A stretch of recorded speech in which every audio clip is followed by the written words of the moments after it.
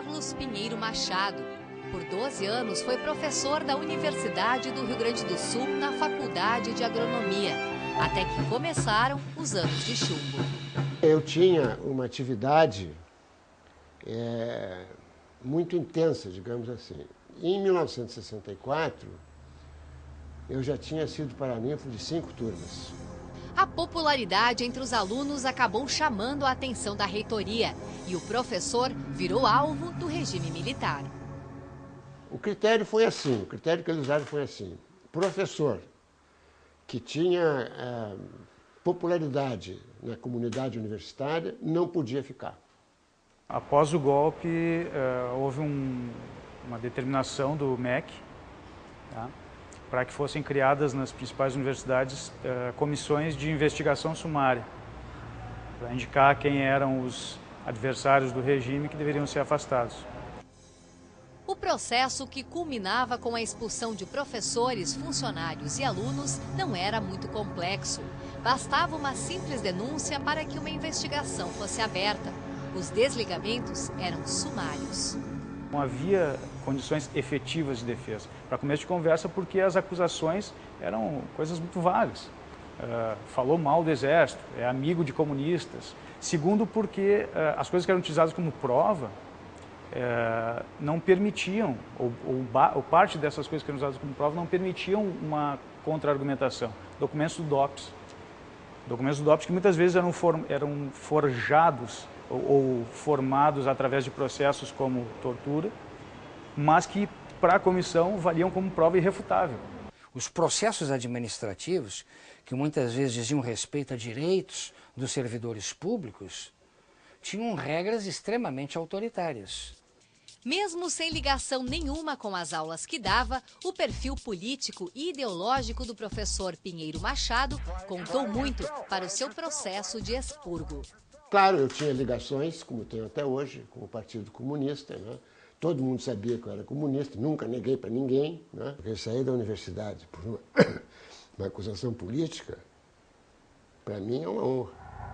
Em 1979, professores da URGS escreveram um livro denunciando os casos de expulsão que estavam acontecendo com outros colegas.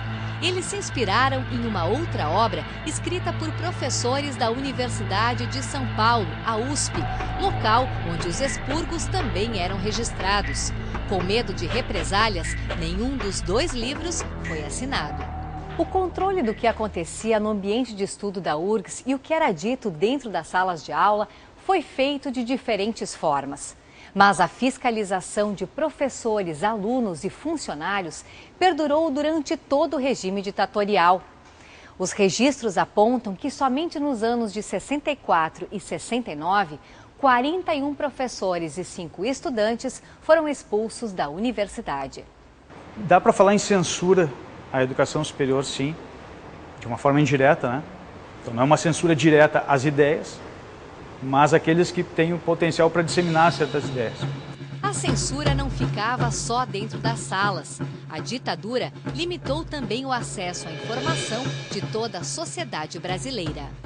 Aqui a censura começou a apertar, começou a ficar cada vez mais restritiva, e temas que não se podia abordar, personagens que não se podia falar.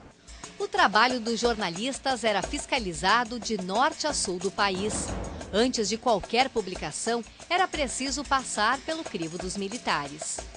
Havia um sistema de malotes para mandar o material para Brasília, certo tipo de material que tinha que ser censurado em Brasília.